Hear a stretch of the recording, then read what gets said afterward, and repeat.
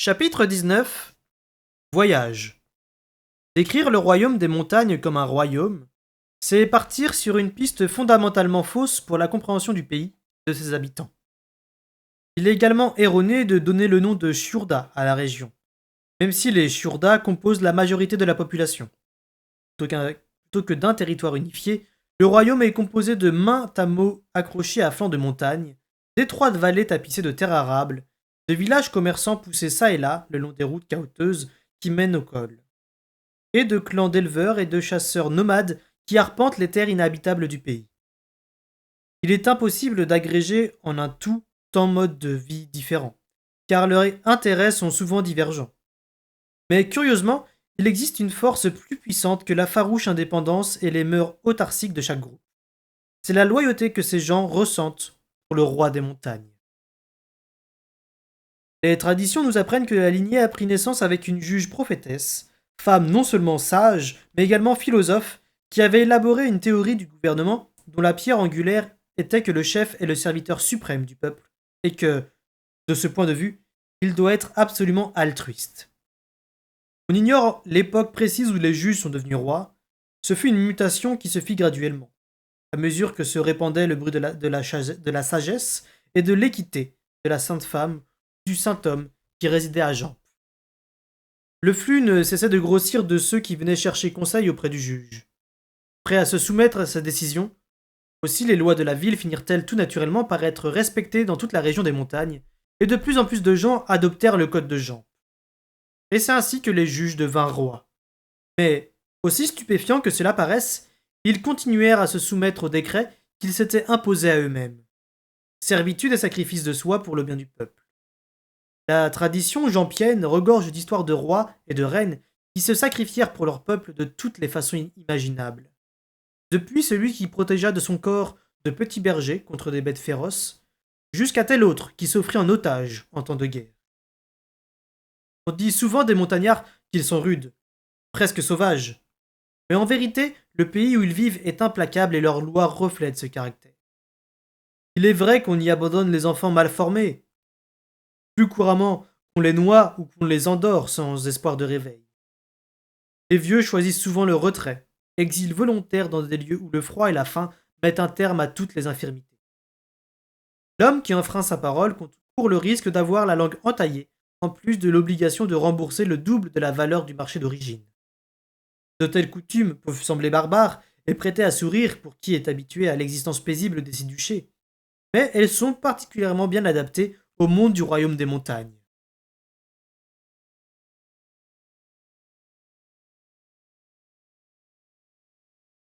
Vérité eut finalement gain de cause. Ce fut, je n'en doute pas, une victoire amère pour lui, car sa résistance obstinée avait trouvé un appui dans la soudaine recrudescence des raids. En l'espace d'un mois, 2 villages furent brûlés et 32 habitants capturés pour être forgisés. 19 d'entre eux, semble-t-il, étaient munis des fioles de poison désormais courantes et avaient préféré se donner la mort. Une troisième bourgade, plus peuplée, avait été défendue avec succès, non par les troupes royales, mais par une milice mercenaire que les gens de la ville avaient engagée eux-mêmes. Par une ironie du destin, nombre des combattants étaient des Utriliens immigrés qui mettaient ainsi à profit l'un de leurs rares talents. Et les murmures contre la passivité apparente du roi grandirent. Essayer d'expliquer le travail de vérité et du clan n'était guère utile. Ce qu'il fallait au peuple, ce qu'il voulait, c'était des bateaux. Des bateaux de guerre pour défendre les côtes. Mais bâtir des vaisseaux, cela prend du temps. Et les navires marchands reconvertis qui naviguaient déjà étaient des sabots pensus qui pataugeaient lourdement comparés aux fins bâtiments rouges qui nous harcelaient. Les promesses de nouveaux navires pour le printemps n'étaient guère qu'un piètre réconfort pour les paysans et les éleveurs qui s'efforçaient de protéger leurs moissons et leurs troupeaux de l'année. Et les duchés de l'intérieur se plaignaient de plus en plus ouvertement d'avoir à payer des impôts toujours plus lourds pour défendre des côtes qui ne leur appartenaient pas. Pour leur part, les gouvernants des duchés côtiers se demandaient ironiquement comment se débrouilleraient les gens de l'intérieur sans leurs ports et leurs navires de commerce pour écouler leurs marchandises. Au cours d'une réunion du Grand Conseil parmi bien d'autres, il y eut une vive altercation durant laquelle le duc Bélier de Labour émit l'idée que céder les îles proches et le cap lointain représenterait une perte minime si cela permettait de diminuer les attaques. À quoi le duc Brondy de Béarn réagit en menaçant d'interdire toute circulation commerciale le long du fleuve de l'Ours, pour voir si Labour considérerait cela comme une perte minime. Le roi Subtil parvint à ajourner le conseil avant qu'ils en viennent aux mains, mais seulement après que le duc de Bauge eut clairement pris parti pour Labour. La ligne de fracture ne faisait que s'élargir à chaque mois qui passait et à chaque répartition des impôts. Il fallait à l'évidence ressouder le royaume, et Subtil était convaincu qu'un mariage princier y parviendrait. Royal exécuta donc ses pas de danse diplomatiques, et il fut convenu qu'il accepterait l'engagement de la princesse Kétriken, à la place de son frère, avec son peuple pour témoin, et qu'il transmettrait à son tour la parole de vérité. Une seconde cérémonie suivrait, naturellement, à Castelserre, avec des représentants du peuple de Kétriken comme témoins. Pour la circonstance, Royal demeura dans la capitale du royaume des montagnes. Sa présence dans cette ville créa un flot régulier d'émissaires, de présents et de fournitures entre Castelserre et Jamp. Il se passait rarement une semaine sans qu'un cortège n'arrive ou ne s'en aille. Castelserre bruit cette activité. Pour moi, c'était un mariage maladroitement bricolé. Les deux intéressés se réunissent depuis presque un mois lorsqu'ils se rencontreraient pour la première fois. Mais les artifices politiques prenant le pas sur les sentiments, les cérémonies séparées furent planifiées. Je m'étais depuis longtemps remis de la ponction d'énergie que m'avait fait subir Vérité. J'avais plus de mal, en revanche, à définir clairement ce que Galen m'avait infligé en m'obscurcissant l'esprit. Je l'aurais sans doute défié, en dépit des recommandations de Vérité, s'il n'avait pas quitté Castelserre. Il était parti en compagnie d'un convoi à destination de Jamp, qu'il avait l'intention d'abandonner à Bauge, où il avait de la famille à visiter. Le temps qu'il s'en revienne, je serai moi-même en route pour les montagnes. C'est ainsi que Galen resta hors de ma portée. Encore une fois, je me retrouvais avec trop de temps libre. Je continuais à m'occuper de Léon, mais cela ne me prenait pas plus d'une heure ou deux par jour. Je n'avais rien appris de nouveau sur l'agression dont Burich avait été victime, et Burich ne faisait pas mine d'atténuer son ostracisme envers moi. J'avais fait une petite sortie à Bourg de Castelserre, mais lorsque mes pas me menèrent par hasard vers la chandelière, je la trouvai close, volets mis et silencieuse. Quelques questions à l'échoppe voisine me révélèrent que la boutique était fermée depuis une bonne dizaine de jours et que, à moins de vouloir faire l'emplette d'un harnais de cuir, je pouvais prendre la porte et cesser d'enquiquiner le monde. Je repensais au jeune homme que j'avais vu en compagnie de Molly et leur souhaitais mes meilleurs vœux de malheur. Sans autre raison que mon éceulement, je décidai de me mettre en quête du fou. Jamais encore je n'avais cherché à provoquer une rencontre. Il s'avéra plus insaisissable que je ne l'avais imaginé. Après quelques heures passées à errer au hasard dans la forteresse dans l'espoir de tomber sur lui, je pris mon courage à deux mains et entrepris de monter à sa chambre. Il y avait des années que je savais où il était situé, mais je n'y avais jamais mis les pieds, et pas seulement parce qu'elle était dans un coin reculé du château. Le fou n'invitait pas à l'intimité, sauf à celle qu'il choisissait d'offrir lui-même, et uniquement lorsqu'il le voulait bien. Sa chambre se trouvait au sommet d'une tour. Gerpu m'avait dit que c'était autrefois une salle d'observation qui offrait une vue exceptionnelle sur les alentours de Castelserre. Mais des ajouts ultérieurs au château avaient bloqué les perspectives et de nouvelles tours, plus élevées, avaient supplanté la pièce dans sa fonction. Depuis longtemps, elle n'avait plus d'utilité sinon pour loger un fou. J'y montai un jour vers le début de la saison des moissons. L'air était déjà chaud et poisseux. La tour était close, à l'exception des meurtrières qui n'illuminaient guère que les grains de poussière soulevés par mes pas. J'avais eu l'impression, tout d'abord, que l'obscurité du bâtiment était plus fraîche que l'atmosphère étouffante du dehors. Mais à mesure que je grimpais, l'air semblait devenir de plus en plus chaud et confiné, au point qu'à l'arrivée sur le dernier palier, j'avais la sensation qu'il n'y avait plus rien à respirer. D'un point léthargique, je frappai à la porte épaisse. « C'est moi, Fitz !» criai-je. Mais l'air chaud et immobile étouffa ma voix comme une couverture humide éteint une flamme. Fut-ce un prétexte? Aujourd'hui, puis-je prétendre que, croyant ne pas avoir été entendu, j'entrais pour voir si le fou était chez lui? Bien que j'avais si chaud et soif que je poussais la porte dans l'espoir de trouver chez lui un peu d'air et d'eau? La raison importe peu, je pense. Le fait est que je saisis le loquet, le soulevai et pénétrai dans la chambre. Fou? Appelai-je. Tant je sentais qu'il n'était pas là. Non pas à la façon dont je percevais habituellement la présence ou l'absence des gens, mais à cause du silence absolu qui m'accueillit. Cependant, je passai la porte et là, devant mes yeux ébahis, c'est une âme à nu qui s'offrit à moi. C'était une débauche de lumière, de fleurs et de couleurs. Il y avait un métier à tisser dans un coin avec des paniers débordants des chevaux, de fil lin et soyeux aux teintes vives éclatantes. Le dessus de lit et les teintures devant les fenêtres ouvertes ne ressemblaient à rien que je connusse. Tissé en motifs géométriques qui évoquaient je ne sais comment des champs de fleurs sous des ciels bleus. Dans une grande coupe en terre remplie d'eau, flottaient des corolles et un mince saumoneau argenté nageait entre les tiges et parmi les cailloux aux teintes vives du fond. J'essayais d'imaginer le fou, pâle et cynique, au milieu de cette profusion de couleurs et d'ornements. Je m'avançai d'un pas et je vis quelque chose qui me fit bondir le cœur. Un bébé!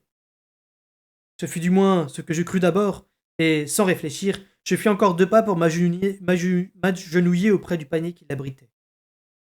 Ce n'était pas un enfant vivant, en réalité, mais une poupée, façonnée avec un art si extraordinaire que je m'attendais presque à voir la respiration gonfler sa petite poitrine. J'approchai la main du visage pâle et délicat, mais n'osai pas le toucher. La courbe du front, les paupières fermées, la légère ombre rose des joues minuscules, même la petite main posée sur les couvertures miniatures, tout cela était d'une perfection que je n'aurais pas cru possible. Avec quelle argile raffinée cette poupée avait été créée? Je l'ignorais, ni quelle main avait ancré les cils qui se recourbaient sur la joue du nourrisson. Le couvre-lit était entièrement brodé de pensées, et l'oreiller était en satin. Je ne sais combien de temps je restai là, à genoux, le souffle retenu comme s'il s'agissait d'un véritable bébé endormi. Mais je finis par me relever, sortis de la chambre du fou, et tirai sans bruit la porte derrière moi. Je descendis lentement les marches interminables, l'esprit hésitant entre la crainte de rencontrer le fou dans l'escalier et la conscience qu'il y avait un habitant du château qui était au moins aussi seul que moi. Imbre m'appela cette nuit-là. Mais lorsque je me présentai à lui, il semblait ne m'avoir invité que dans le seul but de me voir. Nous nous installâmes devant l'âtre obscur, et je lui trouvai l'air plus âgé que jamais. Si Vérité était dévorée, Imbre, lui, était consumé. Ses mains maigres paraissaient presque desséchées, et le blanc de ses yeux était strié de rouge. Il avait besoin de dormir, mais il avait préféré m'appeler. Pourtant, il restait muet, et se contentait de grignoter vaguement la nourriture qu'il avait placée devant nous. Non plus, je décidai de l'aider. Vous avez peur que je n'y arrive pas? Demandai-je à mi-voix. À quoi? Répondit-il d'un air absent. À tuer le prince montagnard. Cru risque. Imbre se tourna vers moi. Le silence se prolongea un bon moment. Vous n'étiez pas au courant que le roi subtil m'avait confié cette mission? Fis-je d'une voix hésitante. Lentement, son regard revint à la cheminée vide. Il l'examina avec autant d'attention que s'il s'y trouvait des flammes qu'il put déchiffrer. Je suis que le fabricant d'outils, dit-il calmement. Un autre se sert de ce que je crée. Pensez que ce n'est pas une bonne mission? Que ce n'est pas bien? Je pris une inspiration. À ce qu'on m'a dit, il n'en a plus pour très longtemps à vivre, de toute façon. Ce serait presque une bénédiction. Peut-être que la mort le prenne tranquillement dans son peut-être que la mort le prenne tranquillement dans son sommeil au lieu de. Imbre m'interrompit d'une voix douce. Mon garçon, ne cherche jamais à te croire autre chose que ce que tu es, tout comme moi, un assassin. Nous ne sommes pas les agents miséricordieux d'un roi plein de sagesse, mais des assassins politiques qui donnent la mort pour permettre à notre monarchie de se maintenir. Voilà ce que nous sommes. À mon tour, je plongeai les yeux dans les flammes inexistantes. Vous ne me facilitez pas la tâche. Elle n'était déjà pas facile. Pourquoi? Pourquoi avez-vous fait de moi ce que je suis, si vous essayez maintenant de saper ma détermination? Ma question mourut sur mes lèvres, à demi formée. Je pense. Peu importe. C'est peut-être une espèce de jalousie de ma part, mon garçon. Je me demande sans doute pourquoi Subtil t'emploie de préférence à moi. Est-ce que je crains d'être trop vieux pour son service? Possible. Et maintenant que je te connais, peut-être que je regrette d'avoir fait de toi. Il se fut au tour d'Imbre de se taire, en laissant ses pensées s'aventurer là où ses paroles ne pouvaient les suivre. Nous demeurâmes assis côte à côte, perdus de nos réflexions sur la besogne qui m'attendait. Il ne s'agissait pas d'appliquer la justice du roi. Il ne s'agissait pas d'une condamnation à mort à cause d'un crime. Il s'agissait simplement de se débarrasser d'un homme afin d'acquérir un surcroît de pouvoir. Je restai sans bouger jusqu'au moment où j'en vins à me demander si j'allais obéir.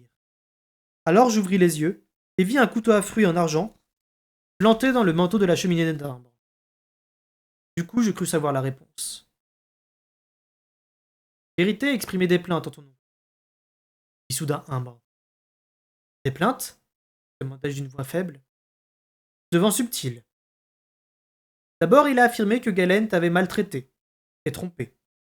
Cette plainte-ci, il l'a déposée en toute formalité, en disant que Galen avait privé le royaume de ton art en des circonstances où ton coup aurait été des plus utiles. Il a ensuite suggéré à Subtil, officieusement, de régler la question avec Galen avant que tu n'en t'occupes toi-même. Devant l'expression d'Imbre, je compris qu'on l'avait mis au courant de toute ma discussion avec Vérité. Je n'étais pas très sûr que cela me plaise. Il n'est pas question que je me venge de Galen, maintenant que Vérité m'a demandé de ne rien faire, répondis-je. Imbre approuva du regard. C'est ce que j'ai affirmé à Subtil, mais il m'a néanmoins ordonné de te dire qu'il se chargeait de l'affaire. Par cette occasion, le roi applique lui-même sa justice. Tu n'as qu'à attendre et être satisfait. Que va-t-il faire? Je l'ignore. Je pense qu'il n'en sait encore rien lui-même. Galen a besoin d'une réprimande, mais il ne faut pas oublier que, s'il s'avère nécessaire de former d'autres clans, Galen ne doit pas se sentir trop brimé. Imbre tout sauta, puis reprit d'un ton plus bas. Vérité a déposé une autre plainte, sans prendre de gants. Il nous a accusés, Subtil et moi, d'être prêts à te sacrifier pour le royaume. Nous y étions. Voilà donc pourquoi Imbre m'avait appelé cette nuit. Je gardai le silence. Imbre poursuivit plus lentement. Subtil s'est récrié qu'il n'y avait jamais songé. Pour ma part, je n'avais jamais eu l'idée que ce fût possible. Il soupira encore une fois, comme s'il lui en coûtait de prononcer ces mots. Subtil est roi, mon garçon. Son premier souci doit toujours être le royaume. Il se tut. Le silence se prolongea longtemps. Puis je dis. Prétendez qu'il serait prêt à me sacrifier, sans remords. Ses yeux ne quittèrent pas l'âtre. Toi, moi, même Vérité, s'il le jugeait nécessaire pour la survie du royaume. Enfin il me regarda. Ne l'oublie jamais. La veille du jour où la caravane devait quitter Castelcerre, Brodette vint frapper à ma porte. Il était tard, et lorsqu'elle m'annonça que Patience désirait me voir, je demandai bêtement. Tout de suite? Ma foi, vous partez demain, observa Brodette, et je la suivis docilement, comme si sa réponse était logique. Je trouvai Patience installée dans un fauteuil rembourré. Une robe aux broderies extravagantes passait sur sa chemise de nuit. Ses cheveux défaits tombaient sur ses épaules, et, comme je m'asseyais là où elle me l'avait indiqué, Brodette se remit à les brosser. J'attendais que tu viennes me faire tes excuses, dit Patience. J'ouvris aussitôt la bouche pour m'exécuter, mais elle me fit signe de me taire d'un air irrité. En parlant avec Brodette, je me suis rendu compte que je t'avais déjà pardonné. Les garçons, me suis-je dit, ont en, ont en eux une certaine rudesse qu'ils doivent exprimer. J'estime qu'il n'y avait nulle méchanceté dans ta conduite. Par conséquent, tu n'as pas à t'en excuser. Mais je la regrette, protestai-je. C'est que je ne voyais pas comment. Il est trop tard pour t'excuser. Je t'ai déjà pardonné, fit-elle d'un ton enjoué. D'ailleurs, nous n'avons plus le temps. Tu devrais déjà dormir à l'heure qu'il est, j'en suis sûr. Et comme tu vas faire tes premiers pas dans la vraie vie de la cour, je voulais te donner quelque chose avant ton départ. J'ouvris la bouche, puis la refermai. Si elle voulait considérer ce voyage comme mes premiers pas dans la vie de la cour, je n'allais pas discuter. Assis-toi ici, ordonna-t-elle en m'indiquant le sol à ses pieds. Je m'approchai et obéis. Je remarquai alors sur ses genoux une petite boîte en bois foncé, décorée d'un cerf en bas-relief sur le couvert. Lorsqu'elle l'ouvrit, je sentis l'odeur du bois aromatique, et elle fit apparaître une boucle d'oreille, à peine plus grosse qu'un clou, qu'elle plaça près de mon visage. Trop petit, marmonna-t-elle. Pas bon porter des bijoux si personne ne les voit. Elle en essaya plusieurs autres, et les rejeta avec des commentaires de la même veine. Enfin, elle en prit une à motif de minuscules résille d'argent dans laquelle une pierre bleue était emprisonnée. Elle fit une grimace et hocha la tête de mauvais gré. Cet homme a du goût. Quels que soient ses défauts, par ailleurs, il a du goût. Elle présenta la boucle devant mon oreille, puis, sans le moindre avertissement, elle enfonça le clou, qui traversa le lobe de part en part. Je poussai un glapissement aigu et me plaquai la main sur l'oreille. Mais Patience l'écarta d'une tape. Ne fais pas l'enfant, ça ne picote qu'une minute. Il y avait une espèce de fermoir à l'arrière, et elle me tordit impitoyablement l'oreille pour le mettre en place. Voilà. Ça lui va bien, tu ne trouves pas, Brodette? Très bien, acquiesça l'intéressé, sans lever le nez de son éternel ouvrage. Patience me congédia d'un geste. Comme je me levais, elle dit: Rappelle-toi, Fitz, que tu saches artiser ou non, que tu portes ce nom ou pas, tu es le fils de chevalerie. Veille à te conduire honorablement. Et maintenant, va dormir un peu. Avec l'oreille dans cet état? Répondis-je en lui montrant le bout de mon doigt taché de sang. Elle rougit. Je n'avais pas réfléchi. Je suis navré. Je l'interrompis. Trop tard pour les excuses. Je vous ai déjà pardonné. Et merci. Brodette riait encore sous cap quand je sortis. Je me réveillai tôt le lendemain pour prendre ma place dans la caravane nuptiale. Elle emportait des présents somptueux, témoignage des liens nouveaux entre les familles. D'abord, ceux pour la princesse Kétriken, elle-même, une jument de grande race, des bijoux, des tissus fins, des servantes et des parfums rares. Ensuite, pour sa famille et son peuple, des chevaux, des faucons, et de l'orfèvrerie pour son peuple et pour son père et son frère, naturellement. Mais les cadeaux les plus importants étaient offerts pour le royaume, car selon les traditions de Jamp, la princesse appartenait davantage à son peuple qu'à sa famille. Il y avait donc des animaux reproducteurs bovins, ovins, chevaux et volailles, de puissants arcs en bois d'if tels que les montagnards n'en possédaient pas, des outils en bon acier de forge pour travailler le métal, et d'autres présents jugés propres à améliorer la vie des gens des montagnes.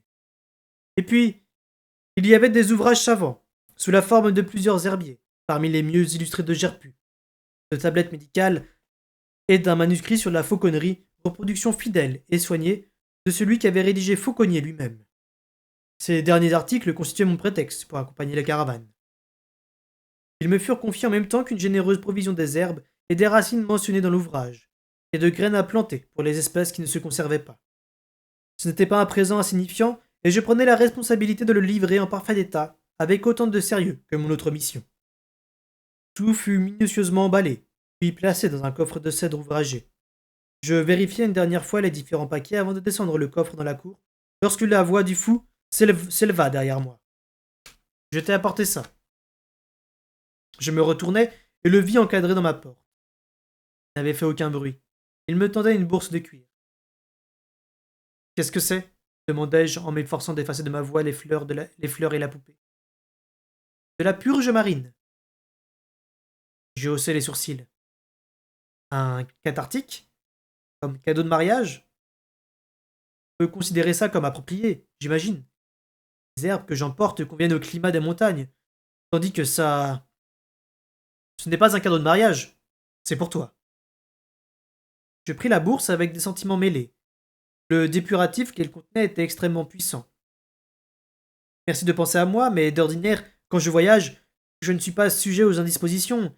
Et d'ordinaire, quand tu voyages, ne risque pas de te faire empoisonner. Chercherais-tu à me dire quelque chose? J'essayais d'adopter un ton léger et badin. Je trouvais qu'il manquait à la conversation les grimaces et les moqueries habituelles du fou. Seulement que tu ferais bien de toucher le moins possible, voire pas du tout, aux aliments que tu n'auras pas préparés toi-même. À tous les banquets et à tous les festins qu'il y aura? Non. Uniquement à ceux auxquels tu voudrais survivre. Il s'apprêta à s'en aller.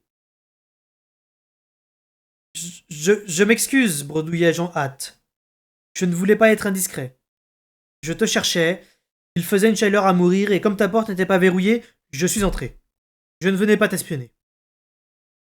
Il était de dos, il ne se retourna pas pour me demander: Et tu as trouvé le spectacle amusant? je... Les mots me fuyaient pour lui assurer que ce que j'avais vu resterait entre nous. Il fit 2 pas et commença de refermer la porte derrière lui. Je bafouillai rapidement.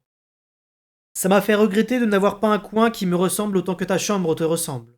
Un jardin secret comme le tien. La porte resta entrebâillée d'un empan. Tu suis mes conseils, tu survivras peut-être à ton voyage. Lorsque tu cherches à percer les motivations d'un homme, n'oublie pas que tu ne dois pas mesurer son grain avec ton boisseau. Ne se sert peut-être pas du même que toi.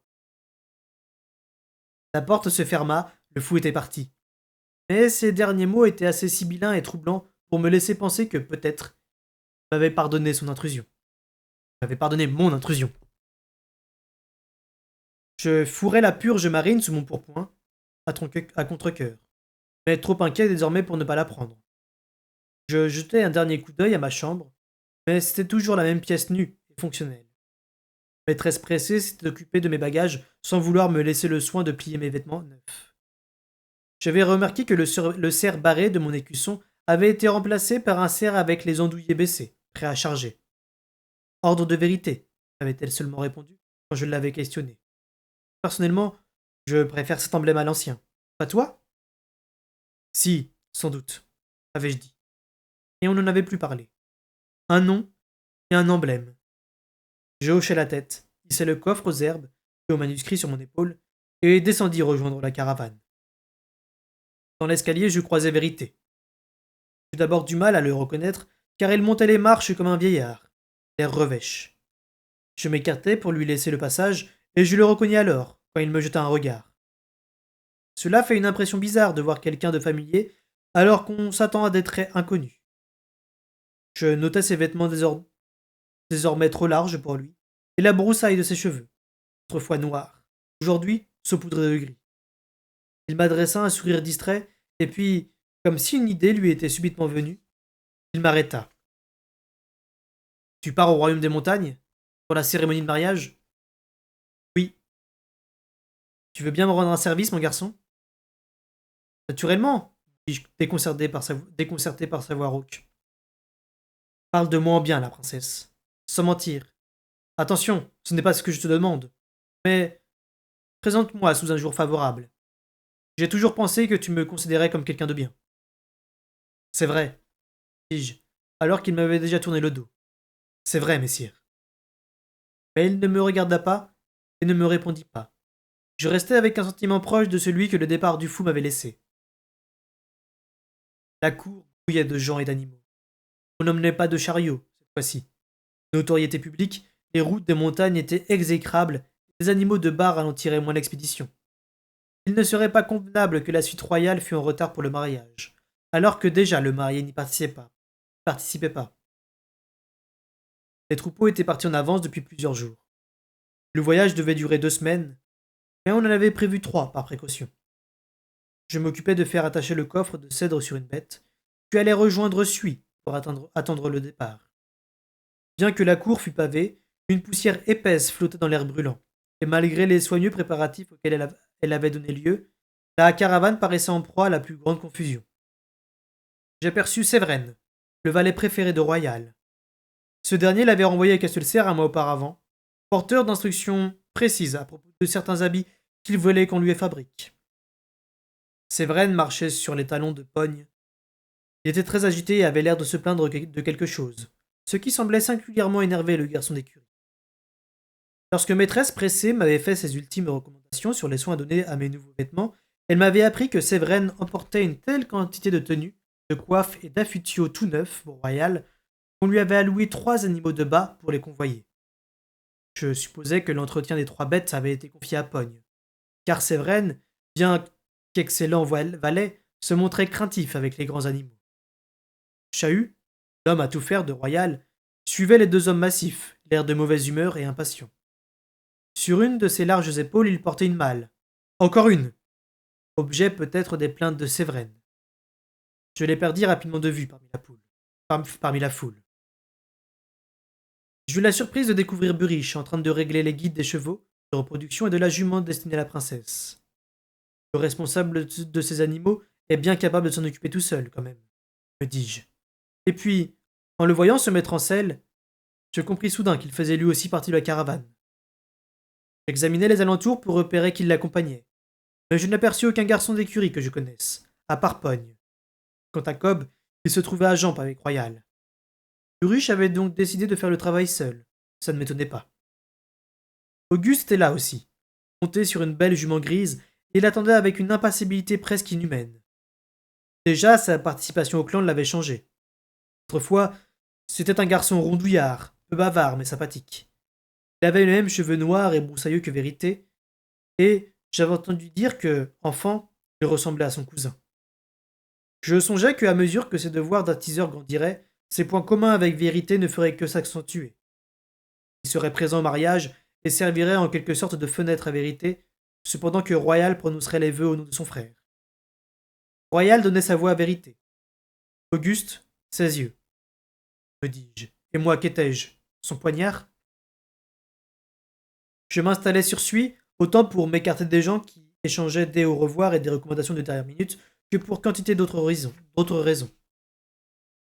J'aurais voulu que nous soyons déjà sur la route. Mais une éternité parut s'écouler avant que la procession ne se forme tant bien que mal et qu'on ne termine de resserrer sangles et courroies.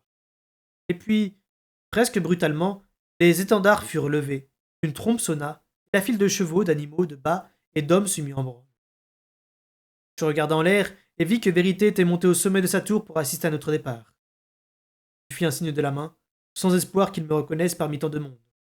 Puis nous franchîmes les portes et nous engageâmes sur la route monstrueuse qui s'en allait de Castelcerre vers l'ouest. Notre trajet nous amènerait le long des rives du fleuve Serre, que nous traverserions au large gué, près de la frontière entre les duchés de Serre et de Labour. De là, nous passerions les vastes plaines de Labour, dans une chaleur écrasante comme je ne l'avais jamais connue, jusqu'au lac Bleu. Ensuite, nous suivrions une rivière nommée Froide, tout simplement, qui prenait sa source dans le royaume des montagnes. Au gué de la Froide, la route commerciale commençait, s'enfonçait dans l'ombre des montagnes et montait de plus en plus haut jusqu'au col des tempêtes, où elle redescendait vers les forêts luxuriantes du désert des pluies. Nous n'irions pas si loin. Nous nous arrêterions à Jamp, qui était ce qui se rapprochait le plus d'une ville dans le royaume des montagnes. À certains points de vue, ce fut un voyage sans rien d'extraordinaire, si l'on accepte les incidents qui émaillent inévitablement ce genre de trajet. Au bout de 3 jours à peu près, la caravane s'installa dans une routine remarquablement monotone, où seuls les paysages que nous traversions apportaient une note de changement. Dans chaque village, dans chaque hameau, on nous retardait par des cérémonies de bienvenue, de bons vœux et de félicitations pour les festivités de mariage du prince héritier. Mais une fois dans les grandes plaines de Labour, les agglomérations se firent rares et espacées. Les riches fermes et les cités marchandes de Labour se situaient bien loin au nord de notre route, sur les berges de la Vin, où nous traversions des plaines dont les habitants étaient surtout des éleveurs nomades, n'édifiaient de villages qu'en hiver, lorsqu'ils s'installaient le long des voies commerciales pour ce qu'ils appelaient la saison verte. Nous croisâmes des troupeaux de moutons, de chèvres, de chevaux, et moins souvent de porcs, de cette race dangereuse et de grande taille qu'ils nommaient Aragar. Mais le contact avec les indigènes se limitait généralement à la vision de leur tente conique au loin, d'un berger assis très droit sur sa selle, sa houlette au lever en signe de salut. Pogne et moi tissâmes de nouveaux liens d'amitié. Nous partagions nos repas du soir autour d'un petit feu de camp. Il me régalait d'anecdotes sur les soucis sans fin de Séverine, lequel s'inquiétait de la poussière qui risquait de se mettre dans les robes de soie, des mythes qui pouvaient s'installer dans les cols de fourrure, des mauvais plis qui menaçaient d'abîmer les velours durant ce long voyage. Moins enjouées étaient les plaintes de Pogne au sujet de Chahut, dont je n'avais pas moi-même un souvenir agréable. Pogne le décrivait comme un pénible compagnon de route, car il paraissait constamment soupçonner le garçon d'écurie de vouloir chaparder dans les pactages de Royal. Un soir, Chahut vient même nous trouver auprès de notre feu et nous délivra laborieusement un avertissement des plus vagues et des plus indirects, à l'intention de quiconque oserait de dépouiller son maître. Mais à part ce genre de petits agréments, nos soirées étaient paisibles. Le temps restait au beau, et si nous transpirions dans la journée, les nuits étaient douces. Je dormais sur ma couverture sans rien d'autre que mes vêtements pour me protéger. Chaque soir, je vérifiais le contenu de mon coffre et m'employais à empêcher les racines de se dessécher, les vêtements et les chaos d'endommager les manuscrits et les tablettes. Une nuit, je fus réveillé par un grand hennissement de suie. Il me sembla que le coffre n'était plus exactement dans la position où je l'avais laissé. Un rapide coup d'œil à l'intérieur me convaincut que rien ne manquait. Et quand je parlais à Pogne, il se contenta de me demander si je n'étais pas en train d'attraper la maladie de Chahut. Les hameaux et les bergers que nous rencontrions souvent nous fournissaient généreusement en aliments frais. Si bien que, de ce point de vue, le voyage se passait sans encombre. En revanche, l'eau était moins abondante que nous n'aurions pu le souhaiter. Mais chaque jour, nous trouvions quand même une source ou un puits à la limpidité douteuse où nous abreuver. Et, bien considéré, nous n'étions pas malheureux. Je voyais rarement Burriche. Il se levait avant tout le monde et précédait le gros de la caravane afin que ses bêtes disposent des meilleurs pâturages et de l'eau la plus propre. Je le connaissais. Il voulait présenter des chevaux en parfaite condition à notre arrivée à Jean. Auguste, Auguste aussi était quasiment invisible. Techniquement responsable de l'expédition, il en laissait dans la pratique le commandement au capitaine de ses gardes d'honneur. Était-ce par sagesse ou par flemme? Je n'arrivais pas à le savoir. Quoi qu'il en fût, il se tenait en général à l'écart, bien qu'il permît à Séverine de le servir et de partager sa tente et ses repas. Moi, j'avais presque l'impression de retomber en enfance. Mes responsabilités étaient très limitées, et j'avais trouvé en Pogne un compagnon plein d'entrain qui n'avait guère besoin d'encouragement pour puiser dans son immense réserve d'histoire et de commérages. Je passais souvent des jours entiers sans me rappeler qu'à la fin du voyage, j'allais assassiner un prince. Ce genre de pensée ne me venait en général que lorsque je me réveillais, en pleine nuit. Dans le ciel de Labour, les étoiles semblaient bien plus nombreuses qu'à Castelcerre. Et les yeux perdus dans leur fourmillement, je passais en revue tous les moyens de tuer Urisque. Je possédais un autre coffre, tout petit, que j'avais soigneusement rangé dans le sac qui contenait mes vêtements et mes objets personnels avec beaucoup d'anxiété. Car la mission qui m'incombait devait être exécutée à la perfection, sans soulever l'ombre d'un soupçon. De plus, le minutage était crucial. Le prince ne devait surtout pas mourir alors que j'étais encore à Jamp, ni avant que les cérémonies fussent achevées à Castelcerre, et le mariage consommé, car cela pourrait être perçu comme de mauvais augure pour le coup. Ça allait être un meurtre délicat à organiser. Parfois, je me demandais pourquoi c'était à moi qu'on l'avait confié, et non à Imbre. Était-ce une espèce d'épreuve qui me vaudrait d'être exécuté si j'échouais? Bien Imbre était-il simplement trop vieux pour relever le défi, trop précieux pour qu'on le risque? À moins qu'il dût en priorité s'occuper de la santé de vérité. Et lorsque, par un effort de volonté, je me détournais de ces questions, je me retrouvais à m'interroger sur la pertinence d'employer une poudre qui irriterait les poumons fragiles de risque, afin d'accentuer sa toux jusqu'à l'en faire mourir. Pour en saupoudrer ses oreillers et sa literie. Je pouvais également lui proposer un remède contre la douleur qui l'intoxiquerait lentement, le mènerait à un sommeil dont il ne se réveillerait pas. Je disposais aussi d'un tonique qui fluidifiait le sang. Si le prince souffrait déjà d'une hémorragie pulmonaire chronique, cela pourrait suffire à l'expédier. Enfin, j'avais un poison rapide, mortel et insipide comme de l'eau. Il suffisait d'imaginer un moyen sûr pour que Rurisque ne l'ingurgite qu'à un moment suffisamment éloigné dans le temps pour écarter de moi tous les soupçons. Toutes ces réflexions n'étaient guère propices au sommeil. Cependant, le grand air et l'exercice les contraient d'habitude efficacement, et je me réveillais souvent le matin en me réjouissant d'avance de la journée qui m'attendait. Quand nous arrivâmes enfin en vue du lac bleu, ce fut comme un miracle dans le lointain. Il y avait des années que je n'avais pas passé tant de temps si loin de la mer, et je fus surpris du plaisir avec lequel j'aperçus l'étendue d'eau. Mon esprit fut envahi par les perceptions des animaux, quoi qui sentait l'odeur de l'eau pure. Le paysage devint verdoyant et moins âpre à mesure que nous nous rapprochions du grand lac. Et, le soir, nous eûmes du mal à empêcher le cheval de s'empiffrer d'herbes grasses.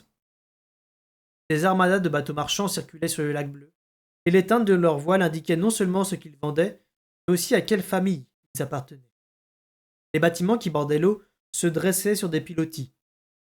Nous y accueillis chaleureusement, et on nous régala de poissons d'eau douce, exotiques pour mon palais, accoutumé aux produits de la mer, ce qui me donna l'impression d'être un explorateur en terre inconnue. D'ailleurs, notre opinion de nous-mêmes, Apogne et moi, faillit ne plus connaître de bornes lorsque des jeunes filles aux yeux verts, issues d'une famille de marchands de grains, vinrent en pouffant de rire se joindre à nous, un soir autour de notre feu de camp. Elles avaient apporté de petits tambours vivement colorés et accordés sur des notes différentes. Et elles en jouèrent en chantant jusqu'au moment où leur mère vint les rechercher, la réprimande aux lèvres. Ça avait été une expérience enivrante, mais je ne pensais pas une seule fois au prince Rurisque cette nuit-là. Nous traversâmes le lac en direction du nord-ouest, sur des bacs à fond plat qui ne m'inspiraient nulle confiance. Sur la rive d'en face, nous nous retrouvâmes soudain en territoire boisé et la chaleur accablante des plaines de la bourse se transforma en souvenirs nostalgiques. Notre route nous fit traverser d'immenses forêts de cèdres piquetés, çà et là de bosquets de bouleaux blancs à papier, et, mêlés dans les zones brûlées, d'aulnes et de saules. Les sabots des chevaux faisaient un bruit mat sur l'humus noir de la piste forestière, et les douces odeurs de l'automne nous enveloppaient. Nous vîmes des oiseaux étranges, et une fois j'aperçus un grand cerf d'une couleur et d'une espèce que je ne connaissais pas, que je n'ai jamais rencontré depuis. Les chevaux ne trouvaient guère à brouter la nuit, et nous nous félicitâmes d'avoir acheté du grain aux habitants du lac. Le soir, nous allumions des feux, et Pogne et moi partagions la même tente. Nous gagnions désormais régulièrement de l'altitude. Notre route contournait les pentes les plus abruptes, mais nous montions indiscutablement dans les montagnes. Un après-midi, nous rencontrâmes une délégation venue de Jamp pour nous accueillir et nous guider. Du coup, nous voyageâmes plus rapidement, et nos soirées étaient illuminées par les musiciens, les poètes et les jongleurs, sans oublier les mets délicats que nos hôtes avaient apportés dans leurs bagages. Ils ne ménageaient pas leurs efforts pour nous mettre à l'aise et nous honorer, mais je trouvais leur différence avec nous extrêmement étrange et presque inquiétante. Et je devais souvent me rappeler ce que Buriche et Imbre m'avaient enseigné sur les bonnes manières, tandis que le pauvre Pogne se coupait presque totalement de ses nouveaux compagnons. Physiquement, ils étaient churdas, pour la plupart, et tels que je m'y attendais, grands, le teint pâle, les cheveux et les yeux clairs, certains même roux comme des renards. C'étaient des gens bien bâtis, les femmes comme les hommes. Tous portaient apparemment un arc ou une fronde, et ils étaient visiblement plus à l'aise à pied qu'à cheval. Ils étaient vêtus de laine et de cuir, même les plus humbles d'entre eux arboraient des fourrures somptueuses, comme s'il s'agissait du drap le plus grossier. Ils marchaient à côté de nous, qui étions à cheval, paraissaient n'avoir aucun mal à soutenir notre allure toute la journée. Ils chantaient, au rythme de leurs pas et dans une langue ancienne, de vieux chants presque plaintifs, mais entrecoupés de cris de victoire ou de joie. Je devais apprendre par la suite qu'ils nous narraient ainsi leur histoire, afin que nous sachions mieux à quel peuple notre prince nous alliait. Je compris peu à peu que nos compagnons étaient pour la plupart des ménestrels et des poètes, des accueillants, si l'on traduisait littéralement leurs termes, envoyés selon la tradition recevoir des hôtes et les rendre heureux d'être venus avant même leur arrivée. Au cours des 2 jours suivants, notre piste s'élargit car d'autres routes et chemins venaient s'y fondre à mesure que nous approchions de Jamp. Elle se transforma enfin en une vaste voie commerciale, parfois revêtue de pierres blanches concassées. Et plus Jamp approchait, plus notre procession devenait considérable, car nous étions rejoints par des masses d'hommes et de femmes envoyés par leurs villages et leurs tribus, des plus lointains confins du royaume des montagnes, voir leurs princesses se promettre au puissant roi de Basse-Terre. Bientôt, enfin, suivis par une légion de chiens, de chevaux et d'espèces de chèvres utilisées comme bêtes de somme, cohorte de charrettes pleines de présents et d'une foule de gens d'allure et de conditions variées qui avançaient en famille, en groupe, nous arrivâmes à Jamp.